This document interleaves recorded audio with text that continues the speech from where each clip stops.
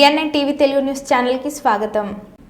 దక్షిణ కాశీ శైవ క్షేత్రం శ్రీశైలం మహాక్షేత్రానికి పశ్చిమ ద్వార క్షేత్రమైన అలంపుర జోగులాంబ బాలమహేశ్వర స్వామి వారి ఆలయంలో ఈ రోజు ఆరుద్రోత్సవ కార్యక్రమాన్ని నిర్వహించడం జరిగింది। ఈ సందర్భంగా ముందుగా గోమాతను పూజించి ఆలయం చుట్టూ మంగళ వాయిద్యాలు వేద మంత్రాల మధ్య గో సంహిత ప్రదక్షిణలు నిర్వహించారు।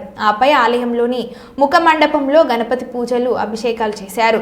అదేవిధంగా అర్చక స్వాములు ముక్తఖండంతో మహాన్యాస పారాయణాలు నిర్వహించారు। అదేవిధంగా గర్భాలయంలో కొలువుదీరిన బాల బ్రహ్మేశ్వరుడికి నమ్మక చమకాలతో 11 సార్లు ఏకాదశ రుద్రాభిషేకాలు చేశారు।